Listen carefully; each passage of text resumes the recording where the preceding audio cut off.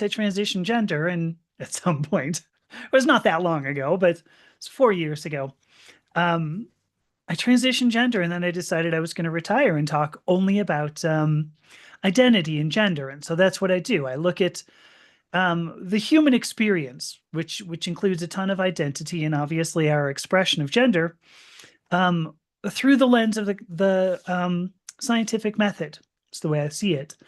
You can find me. I have a website. It is my company is called the Purple Pod Clan.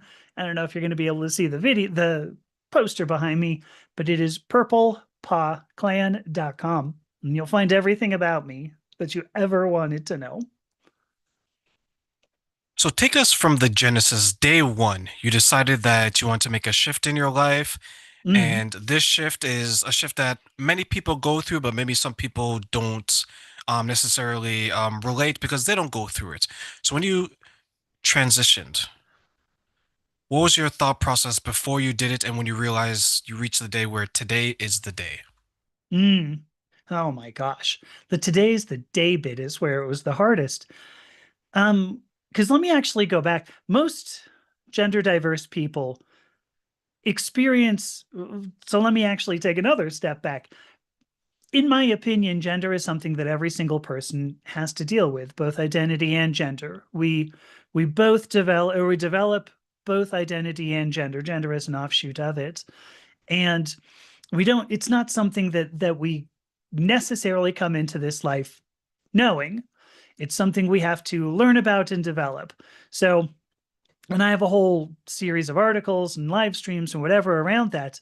But the reason I said any of it is because if I look back in my life, I can remember being maybe 4 years old, 5 years old, and thinking I was the same as my sisters, but my parents and other people around us treating me differently. That in itself was, one of those adverse childhood experiences. Not exactly strictly on the the list there, but I had people treating me in ways that I absolutely did not agree with because it just wasn't who I am, who I was. So that's probably 4 years old, maybe 5 years old. By about 8 years old, I was well aware that there was something different with me. And I'm going to put it like this: I thought there was something wrong with me. No, I'm going to say it again slightly differently. I knew that there was something wrong with me because people treated me differently than I knew myself, which said to me that there was something wrong. So I mentioned I went into biology. My initial interest in genetics, because that's where I went, or with in terms of biology, my initial interest was because I thought I could fix myself. I thought if I used genetics, I could at least understand myself and perhaps better, you know, fix myself, whatever people thought was wrong with me. Uh, by 12 years old, I knew very well I was going to transition gender, and it took 40 more years before I really did it. One of the aspects of gender diversity, I think this is a fascinating part of gender diversity, is that oftentimes I think it presents as something else. Almost always it presents as anxiety, just a general anxiety, because you're constantly looking around thinking, how come people don't perceive me? Um, it's a self stigma. Ultimately, you feel different. The rest of the social environment has put you into a box, and you don't even understand what the box is. So you've got to worry about, as it was put in social psychology, attributional ambiguity, stereotype threat. You have no idea what's wrong with you. So, so usually we present with at least anxiety, typically depression, because you have no idea what is wrong with you. But I think oftentimes we'll see gender diversity also presenting it as dissociative disorders, specifically dissociative disorders, because we do live sort of a double, I don't want to call it a double life, but it's a double existence. It's two parallel kind of existences where you're masking and presenting uh, something to the world, but then there's the internal sense of who you are that's inside you. So all of this is what I dealt with for 40 years. I'm finally at 52 years old. Um, after a long string of very difficult mental health time in with mental health, my wife actually told me, "Hey, listen, why don't you go and do this?" And she actually knew about that from our very first date. I started talking about it at our first date, and 20, whatever it was then, 22 years later, I suppose, she said, "You need to go and do this." I didn't want to be clear, and yet here we are. Uh, there's a lot more of that story that could go into it, but I want to stop for a moment. Did that answer at least part of your question? It answered all of it, and I love that you shared it in the way that you did because it shows courage. Thank That's a you. You're welcome. From my perspective, and I don't want to assume, but I am going to assume a little bit here, Amy. That to me seems like a significant decision. One that's not taken Hmm. lightly, one that is, I was one way, I felt one way, but I feel different today at the Yeah. age that you mentioned. Now I'm going to take the steps. You mentioned something, and this is me putting my coach hat on when you said it, is that I felt something was wrong with me. Yes. Is that what you felt back then, or is that something you still feel today? Oh, that's a good question. Certainly, that's what I felt when I was younger. I think that there are many people today who call us wrong. Anybody in the queer community. You don't have to be gender diverse, whether you're gay, whether you're a lesbian, whether you're transgender, even bisexual. If you if you express something outside the social norms, you have a sense that you're wrong. In my opinion, and it's an interesting question.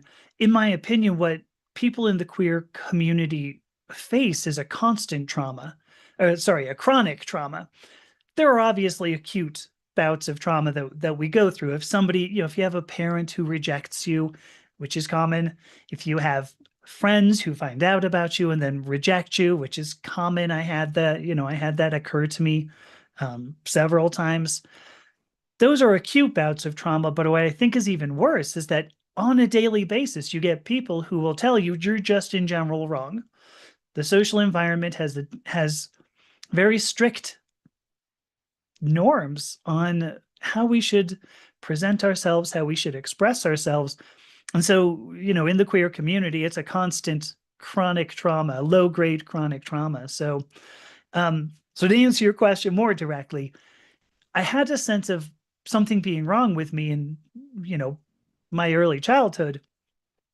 That has gone away for what it's worth. Now I am proud to be who I am because I can't understand somebody who would say it was wrong to feel good about yourself in whatever way that might be. I mean, obviously, if you go, "Hey, I feel great about myself when I kick puppies," like, okay. I mean, it's probably wrong, but I mean, it is wrong. Sorry, puppies, if you're out there. So, that's sort of my sense. I did feel wrong all the way up until 52, and I feel better now. The actual story there was difficult, but I want to I want to make sure that I'm going the direction you wanted me to go. Did that work? It absolutely did. And as you mentioned that when you said that someone feels good kicking puppies, well, that's wrong. My dog actually just barked. I was like, oh, her Oh ears are no. burning. I swear I didn't. I swear. Yeah, but it is an interesting situation to be in because you're right. There's some behaviors that we may do, which for the most part impacts only us, but then there's the judgment. Right? Yes. And I'm the type of person that I always say that everyone is judging. It's just what we do with that judgment, right? Like you may Oh, see sure. someone in a car and you're like, oh, that person might be rich. You made a judgment. Innocent enough, but you made a judgment. Yeah. Yeah. Where I think from yourself, as I know you and I have had a number of conversations and some of the people in your community that I've talked to, one thing that seems to come up is they mentioned earlier on there's a sense of rejection. Hmm. Is my family going to reject me? Is my friends, maybe the Yeah. partner that I'm pursuing or the partner that I'm with? There's this fear, maybe, of rejection, or there's this uncertainty or the anxiety of rejection. Did you experience any of that? And if so, how did it affect you? I mean, oof. I can remember being, well, I can remember at 21 years old, uh, I did sort of come out, I came out to my family um, as gender diverse. Anyway, I had not said anything about sexuality at that point, but I did come out as gender diverse. I believe I was 21. And I have three sisters. All three of my sisters were like, well, yeah, because like we grew up with you. We know, yeah, of course. I did not tell my father because I feared rejection. I figured he was going to, well, I figured he wouldn't. I'll put it to you this way. Part of the reason why I felt wrong when I was young was my father's physical and emotional abuse. I can remember being 3 or 4 years old and he would be angry at me, and I never knew why. More recently, once I transitioned gender, I had the ability sort of to look back because I actually asked myself, I said, what could a 4-year-old kid have done to make my father so angry? And then I realized, oh, it was never about me. It was never about me. It was about him. That was his form of rejection. And I think that was ongoing pretty much my whole life. No matter, I don't know what he thought of me, but whatever it was, I guess it wasn't very positive. So I never told him and he's gone now. My mother, I told her about my gender diversity and she assumed she was at fault. In fact, she still assumes she's at fault. And so it's again, it's a sense of rejection. Um, when I came out as bisexual, is what we called it in the 90s, I had a friend who just said, oops, no, can't be around you anymore, and took off.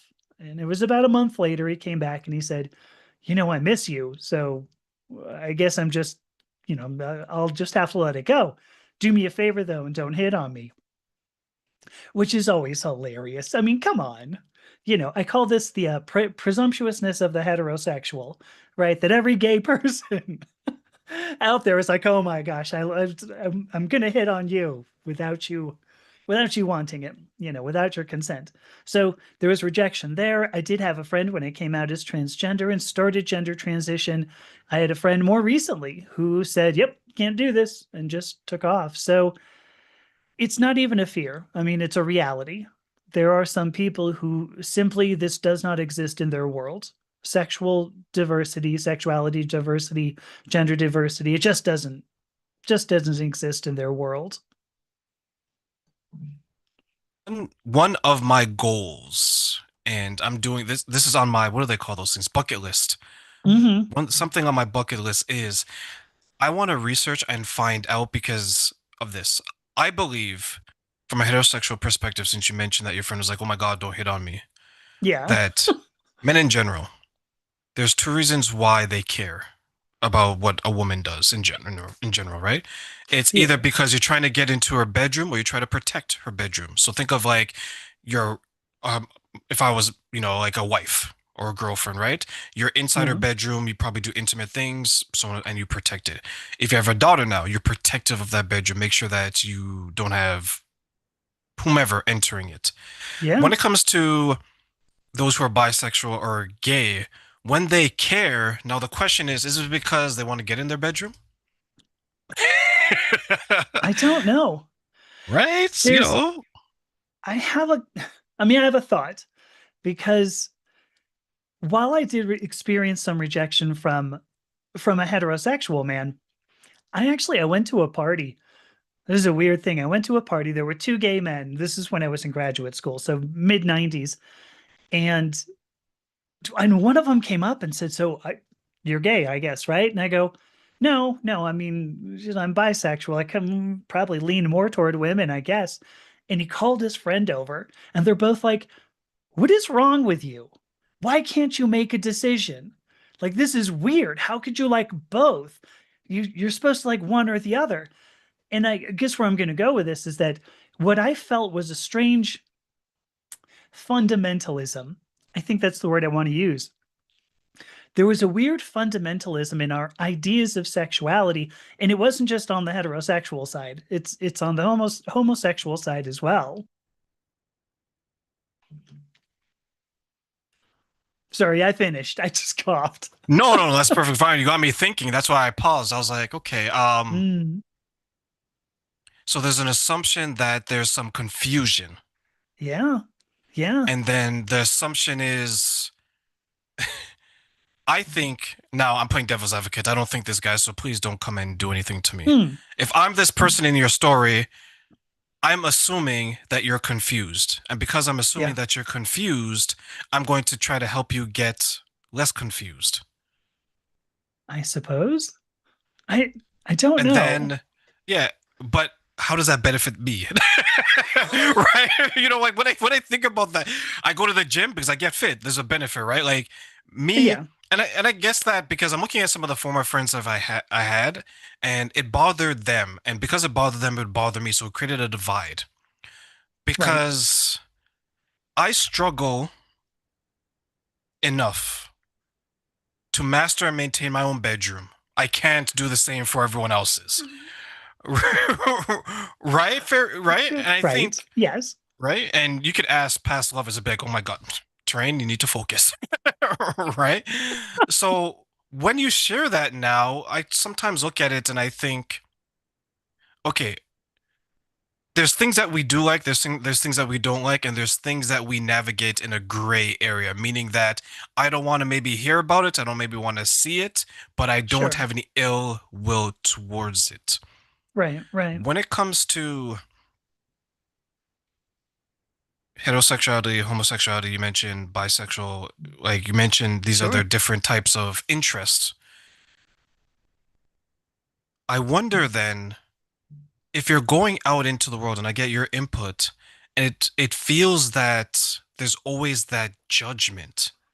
Is that a Yes. thing? Oh, absolutely. My sense, and I mean, I've been trying to talk to, people in the queer community, well, most of my life, but, in particular, doing content around the queer community now for almost 4 years.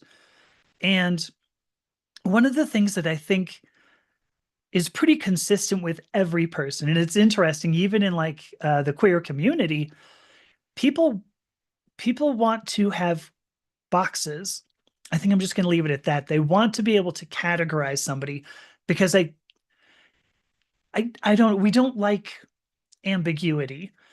And in my life, I guess I'll just say I have never cared about ambiguity. I mean, today if you were to ask me, how I describe myself, I say I'm both transgender and pansexual. And pansexual, and is a bit more encompassing than saying there's necessarily heterosexuality or homosexuality, but that gender is a wide range of ways of expressing yourself. So there are people who look masculine and yet have certain parts, and maybe I wouldn't be attracted to them just because of their gender expression without knowing anything about what's in their pants. So so that's where pansexual comes in there a bit. Where I was going to go there is that we oftentimes, I mean, I think this is very, very common. People just want a category. They want to be able to go, okay, I'm going to take Amethysta Herrick and put her in this box, and now we're done.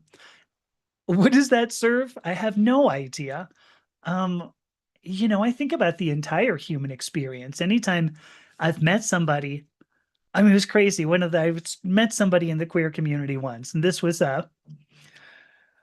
person, I don't even know how to get in touch with this person now. So hopefully they don't hear me talk about them. But I said, so tell me about yourself. And the person goes, okay, well, and lists off like six things. I am a demisexual, pansexual, transgender, gender diverse, such, I mean, it went on like this big long list of things.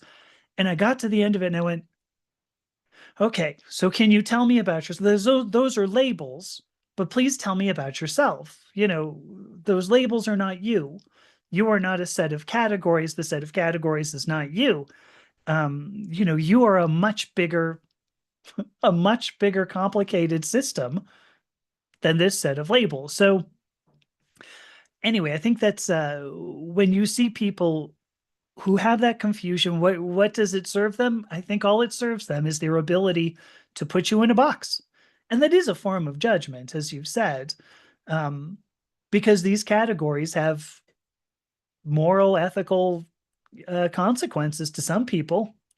Not so much to me, but But here's the thing as well, right? Like, I think one of our default settings as human beings is that we want to fit in. So one yeah, of the ways that we can fit in is to say that, okay, I'm going to have this quilt, and a quilt has different patches, and it's going to be my different identities. So I can always relate to a group yeah, of people that I want to relate with. So for me, it would be heterosexual, black, male, successful, good looking. You can just name out yes, all of these course. things, right? But I say that because then at least when I'm around people that maybe look like me, speak like me, I don't have that initial anxiety that some people may have when they go to a different community. So let's say if I were to go to BDSM community, Yeah, because I'm not initially from there, there may be a sense of shyness, anxiety, or nervousness, so on. Some people may sure. experience that.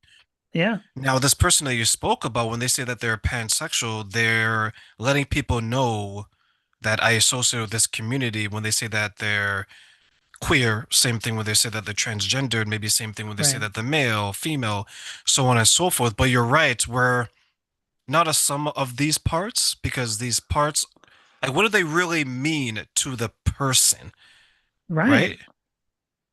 Is that something that you were trying to identify with them when they're giving you all these labels and you're like, okay, but who are you? Yeah, I mean, it gave me a little sense of who they are. And as you were talking,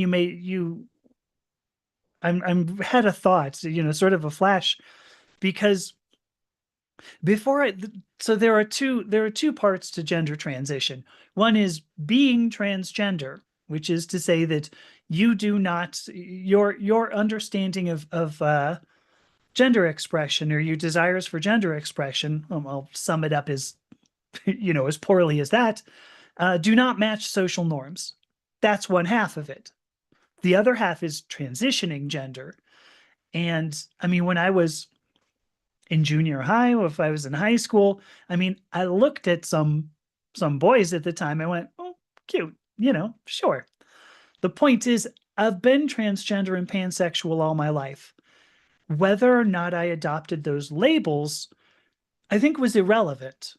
I mean, I have had people go, "Well, tell me how long you've been transgender," and I'm like, "All my life." I mean, I was, I'll use the canonical "I was born this way" uh, sort of, phrase. These were things that I came into this life knowing about myself, and whether or not I expressed them is really the question that they're asking. When did you start expressing these aspects of who you are? And most of the time, there are aspects of ourselves, I'm sure you've got some of them, that we choose not to express because we worry that maybe other people are going to be uncomfortable by them, with you expressing them. And so I think a lot of what we do in our experience is we spend a lot of time trying to protect the rest of the world against ourselves. So not only do people want a category into which they can easily file us, I think oftentimes we want to make sure that the categories they end up getting are ones that aren't going to hurt them. Yeah, I think I'll stop at that. No, you're 100% right. I remember going to someone, I grew up loving poetry and I would Mm. write it. I have a book of poetry behind me. Oh, But where I grew up, that was seen as sure. feminine I gotcha. Yes, in yes. nature, right? But creativity is feminine, is born from feminine energy, I believe, Sure, sure. No, I'm with right? you. So when and the reason why I touch on the feminine energy is because there's a lot of men out there that are creative. It doesn't mean that they're one way or another, it just means that they're tapping into that type of energy. To your point, right? Yeah, It's not as rigid as people think it is. Sometimes, and I know the word spectrum gets a bad rap, but sometimes I like to say that you could flow in and out for of sure. it, For sure. right? So there's going to be days where maybe you're more feminine in nature because of whatever it is that you're doing that day and so on. Right. I think sometimes some people seem to they have this view and they say, okay, women behave as such. Men Right. behave as such. Any variation, you're all the way to the left, Oh, sure. right? It's not Yeah. even like you could be, like let's say 89 degrees, Right. 91, Right. right? So I think What's that's where the confusion is. But what were you going to say? Yeah, yeah. Well, I mean, I think what's strange about that is that those those beliefs typically, especially if you're very very adamant about them, those beliefs are typically just social norms.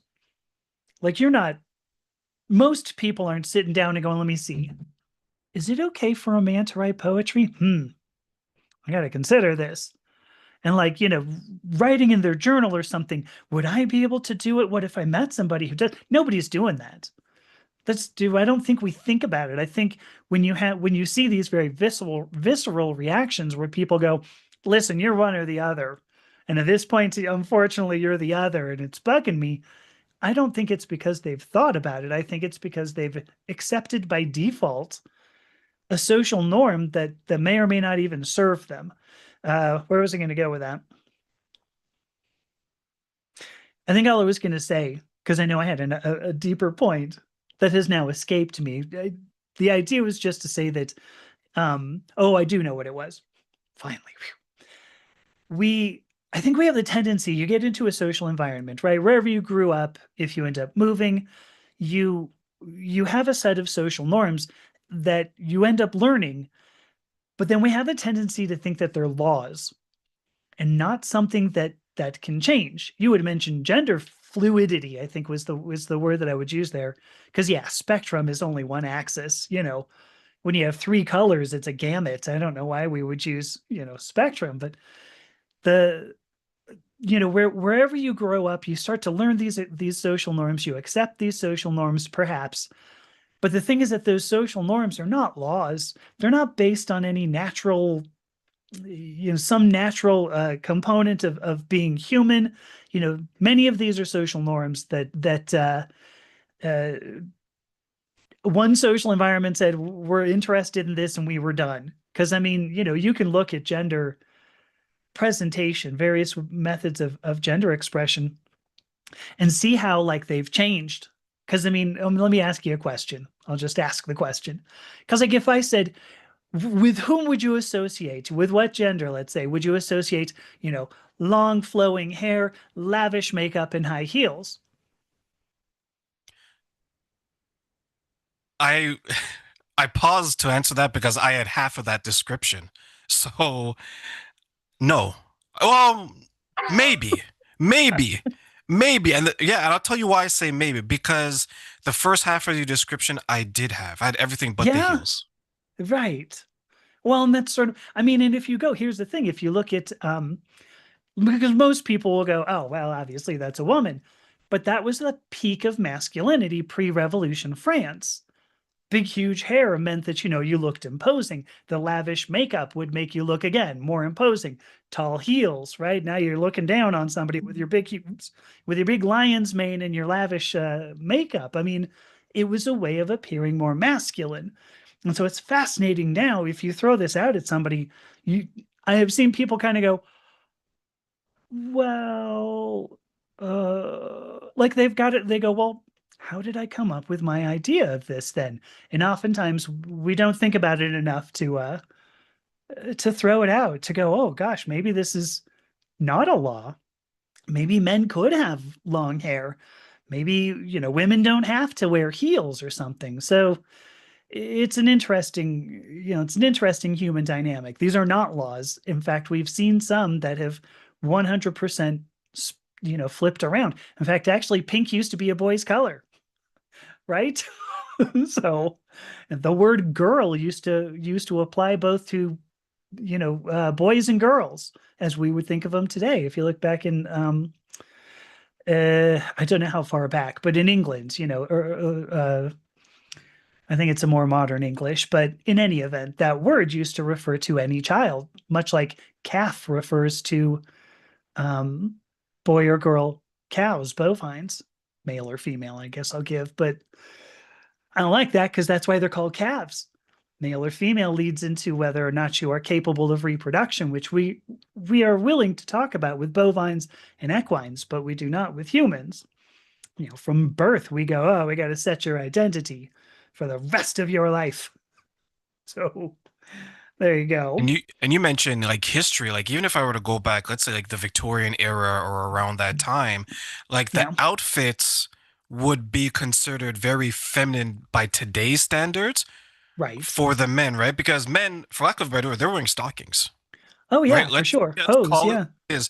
Yeah, and the boots they wore had a heel. Yeah, You know what's interesting about the boots that men wear? Most of the boots we wear have a heel, but we don't ever refer to it as such. I know. No, I know. I So I mean, I wonder had then, motorcycle boots that were probably a 2.5 inch heel, and how is that different? could that be then be a way, since you mentioned that it's not laws, they're just basically ideas, maybe from what we talked about when you and I interviewed, right? Where it's like the American dream, where it was told to us and Yes, we just thought that it was our idea, but it isn't. right. Could then this be something similar where because of our environment, because I don't want to blame the parents, parents get enough blame, maybe Sure. because of our environment, we just saw a very rigid representation of what masculinity, in this case males, Yeah, femininity, in this case females, should right. represent. My so now we're going into in part my theory of identity and ultimately gender. What I think the human experience ultimately comes down to is trying to find a sense of safety within a social environment. So just to tick over a quick bit here, there are four aspects I believe to our identity. One is physicality, right? It's our body, it's how we look, it's your clothes, your hair, however you do that. The next one is cognition. So the thoughts that you have, the emotions, how you express yourself. The third is behavior. So now this is not just your physicality, but your cognition that turn into action. So I got behavior. But the fourth one is your social environment. And I think that that behavior, which is driven in part by how you look and how you feel, is really strongly affected by the social environment. What we're looking for is safety, a sense of safety. And it's I mean, I've talked to people who are so clearly gay or transgender or whatever, just, let's just say queer, because to me, I really appreciate a very blanket term that just says, I deviate from social norms. To me, that's all queer means. I deviate from social norms. And I think if we use that definition, by the way, I think rather than being 10% of the population, I think that'd probably be more like 60%, because almost all of us deviate in some way from what the social norms we grew up with. So to answer your question, no, I don't think it's just the parents. No, I don't think it's the social environment. And ultimately, I don't think that it's something wrong necessarily with the social environment, but rather our internal sense of safety. That if you go against social norms, you could be ostracized. You could lose your house, your family, your friends. You go against social norms, it could end your life. In some cases, with the queer community, of people in the queer community, quite literally. So I suspect the real problem is really safety, a sense of safety that when that gets threatened, or not even threatened, when we come up against something that might affect our safety, we just immediately, nope, got to turn away from that. So that's my thought. What do you think? That's a big question because safety is paramount and is one of the basic requirements for us, right? Food, safety, security. Yeah, If I'm not safe within my household, I'm going to adopt certain behaviors to be safe, yeah, right. regardless of what it makes me feel. If I go outside of my house into the social fabric, let's say just my community, not even the greater world, it's my community. If I feel unsafe, same thing. If I go into work and I feel unsafe, same thing. If I get into a relationship, safe, same thing. So Yeah, safety does drive a lot of what we do because it's 2026. There's a lot of things that we can do that we couldn't do just maybe 30 years ago, 40 years ago. Yeah. Right? So that's tough because, and this is not me trying to be from my ivory tower here looking down. It's just when it comes to groups that are marginalized, because we both associate with groups that are Yes. marginalized, Yes. um, there's always those who stand tall through courage to ensure the next generation. Now, Hmm. that would lead me then to the importance of community, because if you can't feel safe into what you're born into, Yeah. then you'd have to find a community that makes you feel safe in who you want to be. Right. What are your Right. thoughts on that? Honestly, I think community is paramount. Um, you had mentioned marginalization. Going back even as, 40s and 50s, we were studying, I mean, social psychology is the phrase for it, but we were studying the idea of stigma. How do people get stigmatized? And there's a book that I read recently where the stigma that's applied to somebody was actually going to prison. One of them was going to prison, and the other one was like having a sense impairment, like being blind or being deaf. And those were stigmas. The way that ultimately this author, Irving Goffman is the name of this person, so social psychologist from way back, the conclusion that he drew, and this really fascinated me once I read it, he said that stigma is not inherent in a person. Stigma comes from a group of other people not liking a characteristic about a person. So the stigma, nothing is a stigma unless somebody else goes, I don't like that. Do you like that? No, I don't like it either. Okay, well, this person's got a stigma. If that's true, then the sense of marginalization, the sense of stigmatization is situational. It depends on the people around you. Do the people around you think what you have is a stigma? If the answer is no, then you feel safer. I mean, it's fascinating. This is something we were thinking about, whatever, 70 years ago. I'm trying to do math. I was a chemist, right? Who knows what math is? But we were thinking about this 70 years ago, and yet today we still go, how come there are some people who feel isolated? Well, they feel isolated because they don't feel safe. Of course they don't feel safe. There are certain characteristics they're supposed to fulfill.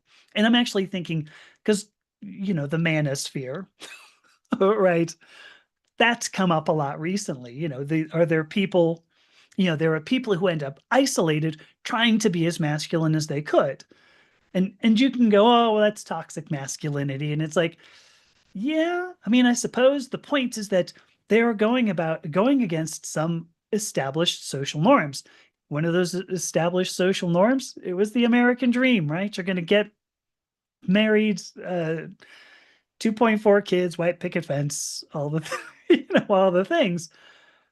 That's partly why these people feel badly about themselves, I believe. I mean, all of this comes down to stigma is not inherent in a person. It's something that people inflict on other people. Ooh, did I answer your question? Oh, community. So yeah, I guess community is important. You did, and the way you answered it made me think about my childhood, the way I grew up with my mother and my father. I Mm, didn't know something was wrong until someone told me something was wrong. And I didn't right, know, exactly. yeah, I didn't know I was poor until someone told me I was poor because I lived with my grandmother, so we lived in an apartment. I had food. It was until we went to the park and I started looking around. Everyone's parent was like half my parents' age. I was like, okay, that's kind of Yeah, odd. And yeah, then people started pointing it out. And what's interesting about that interaction is I felt good up until it was pointed out. And then I was like, oh, why did my mom and dad want me? Why did this right, happen? Right? right. So I agree with you. You end up, and then we internalize that. We go, oh, maybe there is something wrong with that with me. Because here's something else too. When I originally, because I was writing just about my own experience, and at some point, um, I read other people read it and said, "Oh, that was really good. Let me talk to you." So I started, just talking to anybody about gender, whatever. My point was going to be there have been several people I've spoken to. I'll get them on the phone, on Zoom, whatever it is. I'll get them on video chat, and they'll go, "Yeah, there's this one thing, and I really hate it about myself." And I'll go, "Oh yeah, yeah. No, I've done that. Yeah, I've done that. Yeah, I've got a lot of that's. It's a fairly common, experience actually in the gender diverse community." And you'll see somebody look up, kind of going, "Oh, I thought you were gonna like dump on me. That's okay. I can do this. Other people do this." I think it's amazing to see that sort of light that somebody goes, "Well, wait a minute, I'm actually still human." That because we have internalized when somebody said, "Ooh, that's weird about you." You go, "Oh, it's just about me." And then if you can find anybody, I mean, this is why I tell people, I get comments on videos, across a couple of streaming platforms, people will go, "Oh, I could never come out." And I'm like, "Really? Give me a call." Well, don't give me a call. Send me an email, let's talk. Are you worried that you're just too weird for the world? Because let's talk. There are a lot of weird people out there, and I don't think those people are typically ones who want to wear a skirt or want to wear trousers or something. I mean, yeah. I see you have a thought. Go ahead. I did. I'm thinking different scenario. Sorry, different situation. My apologies. Growing up, poetry. I like sports, but I loved reading. Hmm. I did well in school. Where I grew up, that was like the total opposite of my entire neighborhood. Yeah, it was weird. My parents are educated, right? They're highly educated. So our family at that time was different where we were growing up because we grew up poor. So a lot of people who grow up poor, they don't go to college, university. They just Yeah, don't. sure. So when you're sharing your experience, it made me think about the time where I stood out, and it goes to your early point about safety. I felt safe in a book in school. Yeah. That was my community. For many of us, though, we don't find safety till much later on in life. And what that does then is we have all these years of trauma, mistreatment, and other Right. things that we're carrying with us. By the time we get to our community now, we could be, for lack of a better word, incomplete, Oh, pretty damaged, damaged. maybe, Yeah. Yeah. right? So for those who are part of, and I'm going to say it this way just so I'm going to hone in on the community that you belong to. For those Sure. who are gender diverse, right? By the time they realize that, okay, this is who I am, let me navigate within my community, do they still then struggle to fit into a community that on the surface should be filled of love because they're all united for the common cause, for lack of a better word? Oh my gosh, this is an exceptional question. You had mentioned when you look at marginalized communities that there are usually some who stand out. The the term that Irving Goffman used for that, he called them heroes of adjustment. These are people who are capable of sort of bridging this gap. You have the normals and then you have the stigmatized.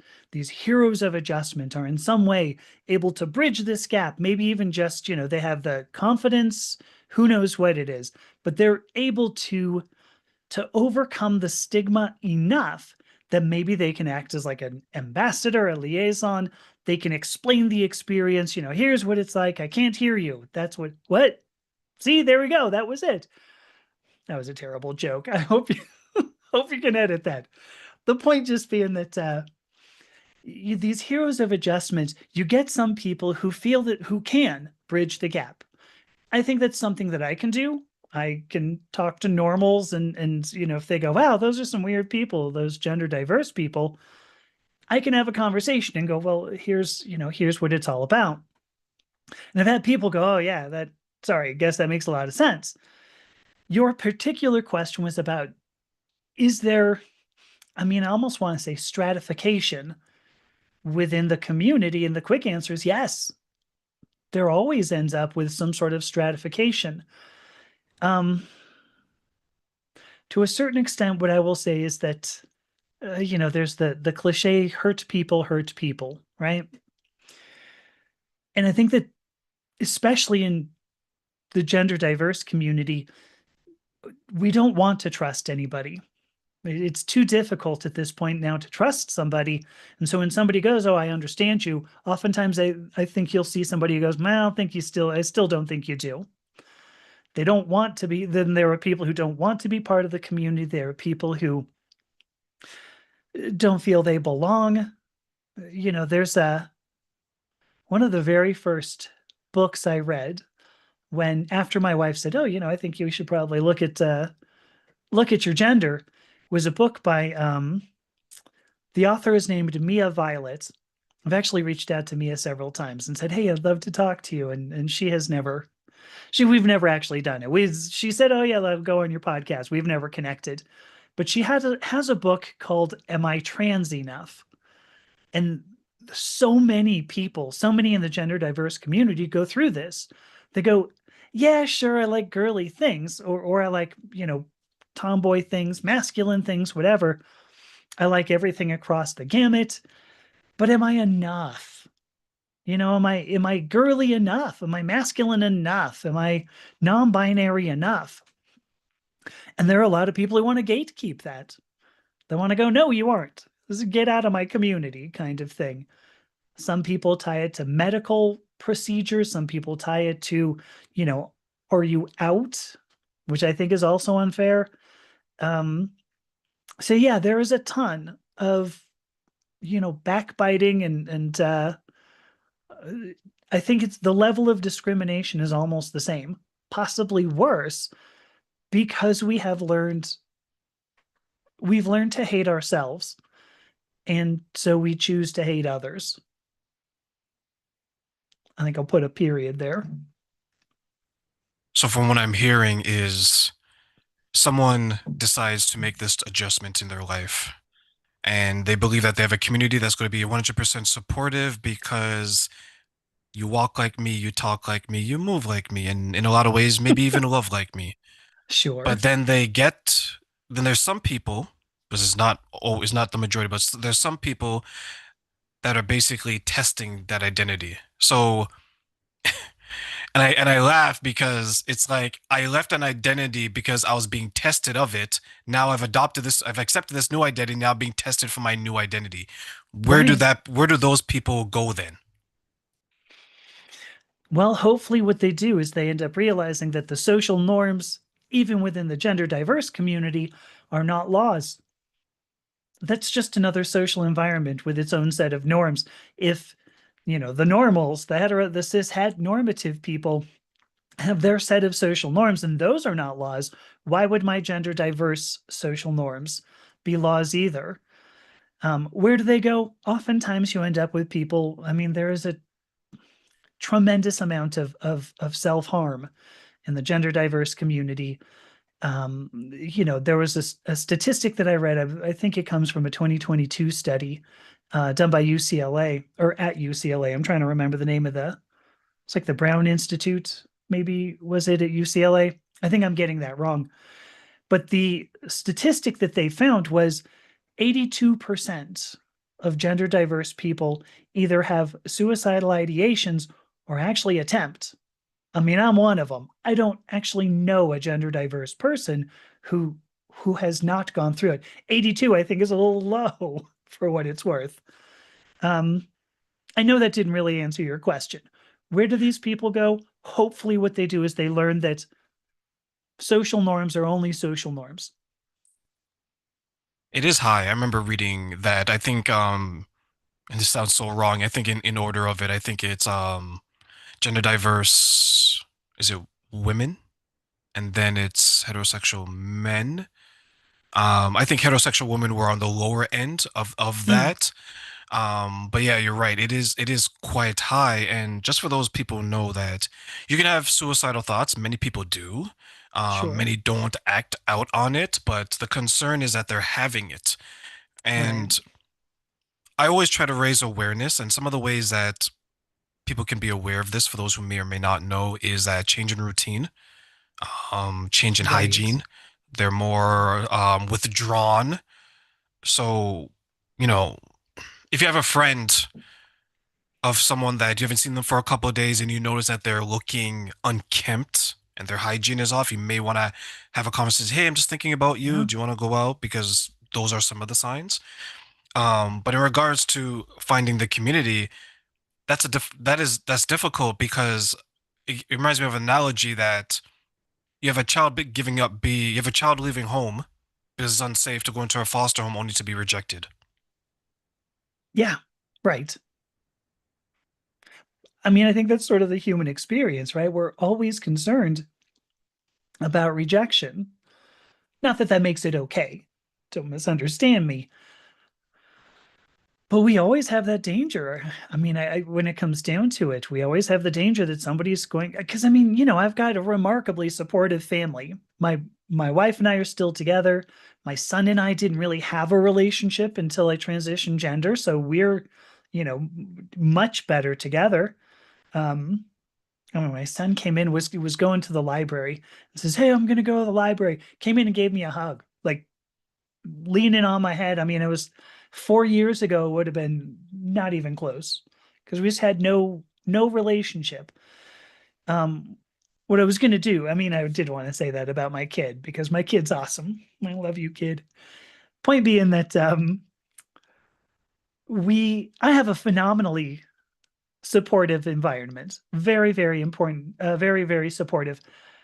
When I leave the house, I'm worried sometimes. I'm worried that somebody's going to go, "Hey, are you one of those?" Um, you know, when I go to if I'm just going to go to use a public restroom, right? I mean, like I'm concerned. There's no chance in hell I'm going into a men's room now because I think, that would look pretty weird. But even then, I mean, even now, I still worry about this. I don't think there's any part where it goes away, any point where it goes away. Um, when I started transition, there's in the gender diverse community, there's the concept of passing, right? You pass as the opposite gender. It's interesting that term has been used for decades. Irving Goffman uses the term passing to say that sometimes you have somebody who gets out of prison, but like nobody knows.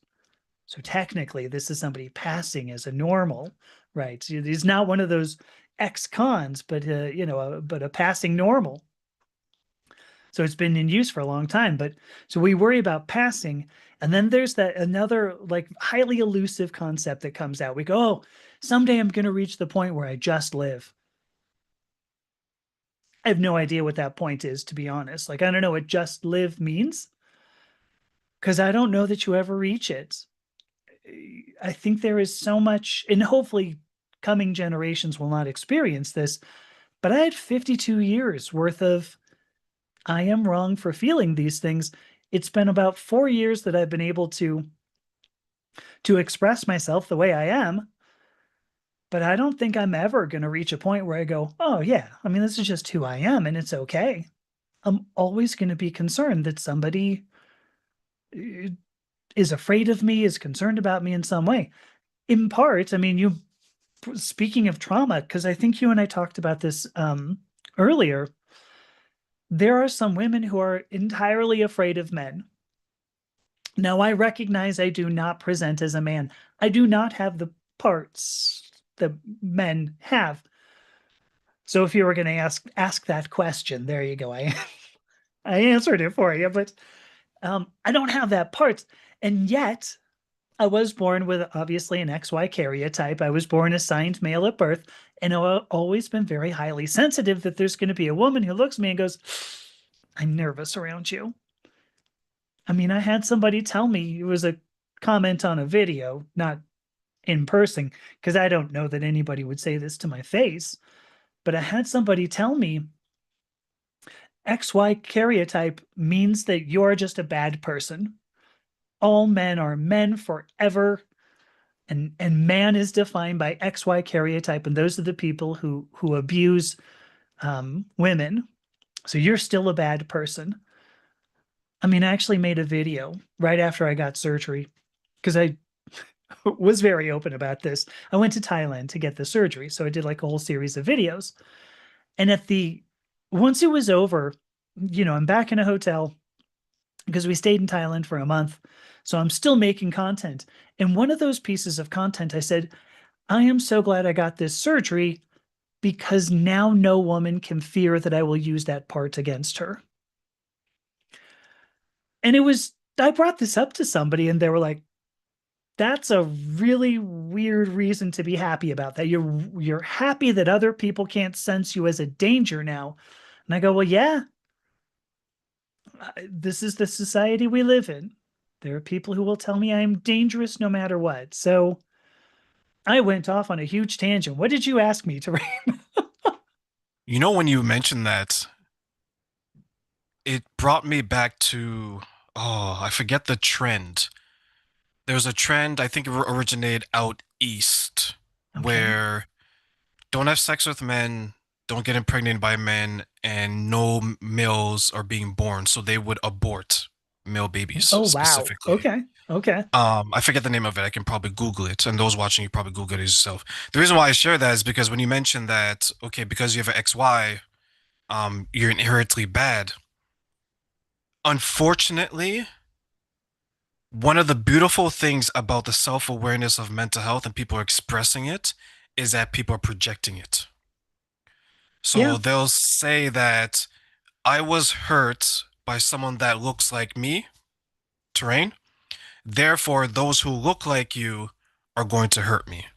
Yeah. From the hair color to the eye color to the skin color, whatever. And the gender and the skin color always seems to be the more prevalent reason. How many people out there saying that, oh my God, white males are so evil because the patriarchy and all this other stuff? Whereas someone said that, and then someone went back, they're like, oh, you mean like your father? Oops. Because her father is a white male. She's like, well, Yeah. no, my dad's good. It's like, well, if you think that white males are the patriarchy, you directly benefited from that, Right. right? Right. So I think that's where some people get confused when it comes to their trauma because they may have a bad experience and by no means is it their fault, right? You're not responsible for what happens to you. You're responsible for what you Right. do afterwards. And to your point now, when you made that change and you felt that, okay, I've overcome this hurdle. You jump one hurdle, but then there's another hurdle in front of you because now you're a transgendered person. Yes. Right. Right. Yes. And there's no getting out of that at this point. I mean, not that I'd want to. Um, but yeah. Yeah, I mean now I'm vilified just in a different way. And I've wondered too. I mean, I won't kid you because, when I was 4 years ago, so it was July 7th, 2022, that I put on my first estrogen patch. And I spent those 6 months trying to decide whether I was going to do that or not, and had pretty much come to the conclusion that no, I really shouldn't. Um, so it's been, shoot, what was the story I was going to tell? Oh, I do know. So when I was, in 2022, one of the things that actually tipped the scale is that I realized, here I am, 52 years old. I've done all the things, right? I went through all the education I'm ever going to do.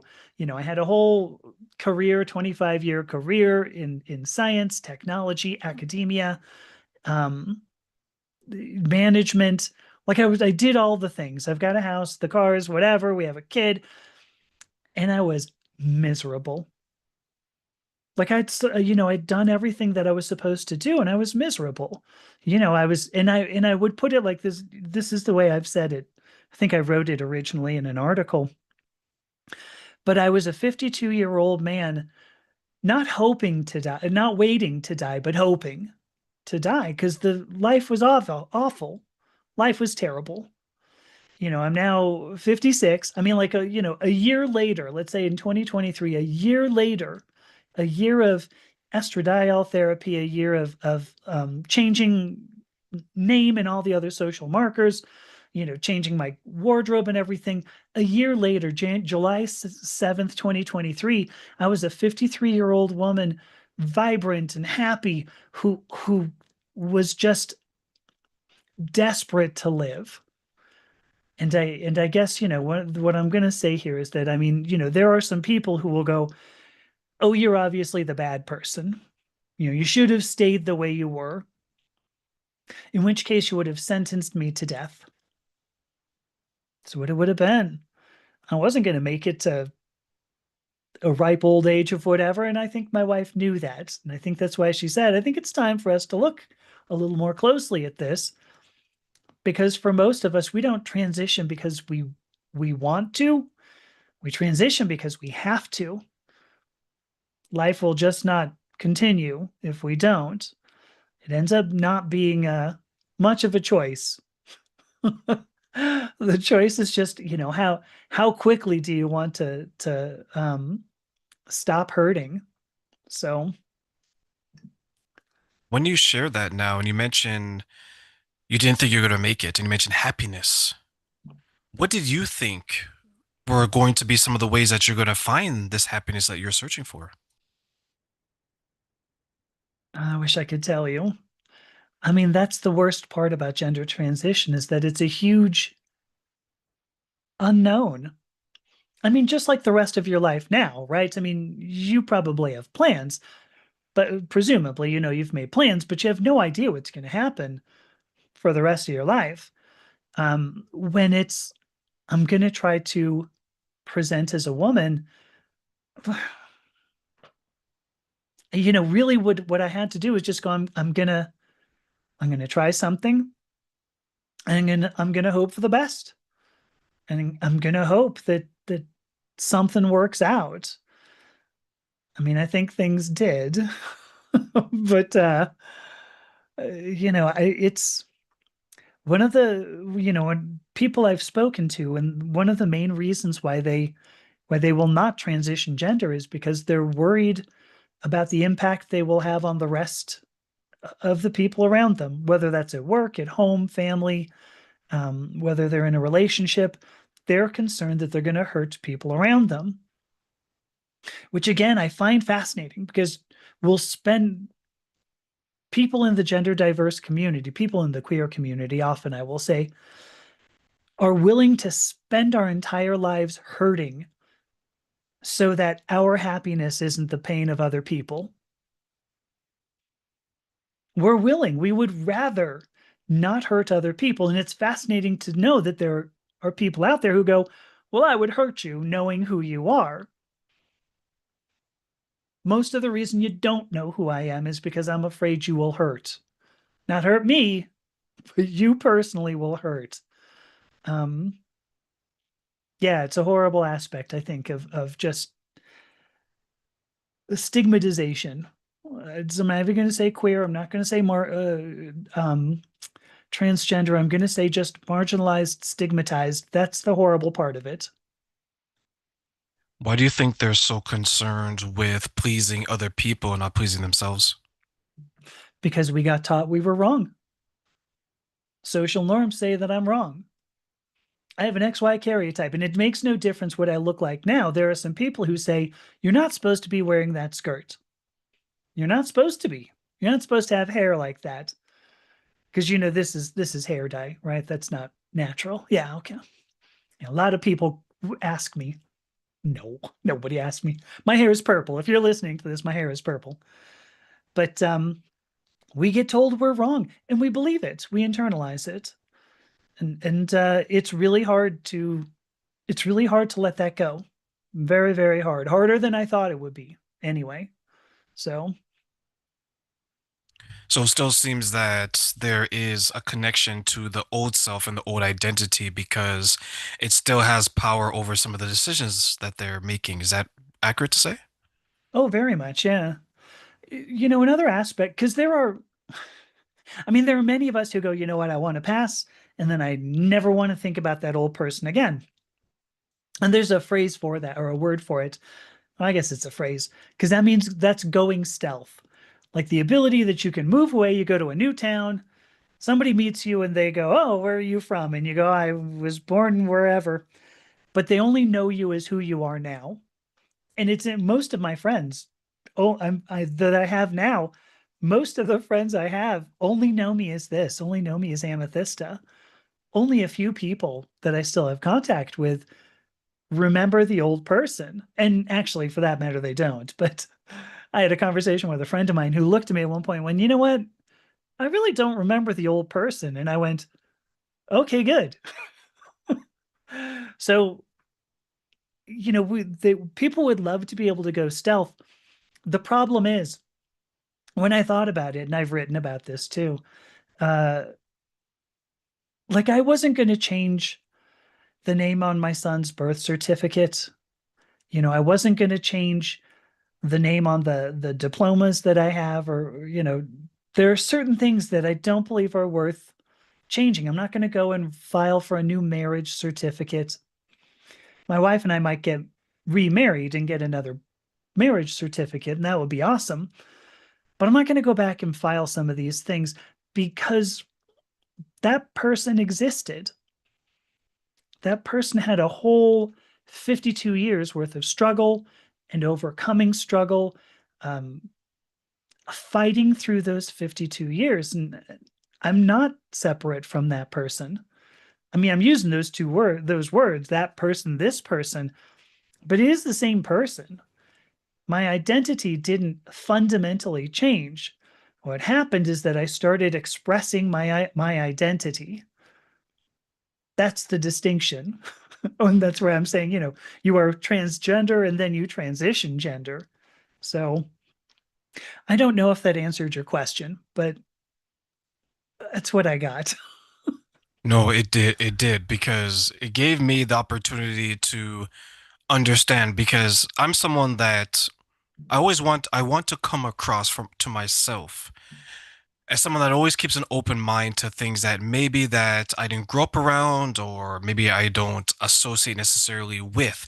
But what I do associate with is good people and trying to be understanding and what's the word I'm looking for?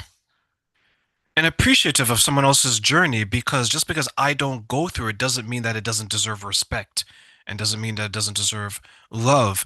For those who want to be an ally, what are maybe some of the recommendations or words of encouragement or even tips that you can give to them? Another really good question. There was, I wish I could remember who it was who asked me a similar question, but she said, if you're like a family member, like an aunt or a mother or a parent, whatever, and your child says they're gender diverse, and I said this particularly about children, but I think it's true of anybody. Um, she says, what advice would you give these people? So similar question. And what I told her is that there are three words. There's only three words you ever have to say to somebody who's telling you that they're different than you know. And those three words are just simply, I believe you. Doesn't have to be I love you, doesn't have to be I accept you, just has to be you are who you say you are. I believe you. Um, yeah, maybe I'll just leave it at that because I think that's the best thing we could do for each other. All of us on the planet. And you'll notice I keep talking, but I think the best thing we could do for each other is somebody says, "This is the kind of person I am." And the other person just goes, "Fair. I believe you." I don't know what else makes for a peaceful society. What are we trying to think? Maintain domestic tranquility and everything. That's all I got. Let me ask you one final question, Amy, before I let you Okay, go. The sure. way I want to do this last question is I want to give you three wishes, and you can wish for three things that you want. Can't wish for more money, though. What are three things you wish people knew Mm. about transitioning and why? Oh, that's another good one. The first thing that I wish people knew about gender transition is, first of all, It is not fast, cheap, easy. It is devastating. It's really difficult to get gender affirming care because of certain people, misunderstanding about gender diversity. It's really hard. I was thinking to myself, by the way, because I was at some point I had a conversation with somebody and they said, well, your insurance is covering all this, right? You live in Canada. So I'm saying this and you're like, oh, your insurance doesn't cover something weird.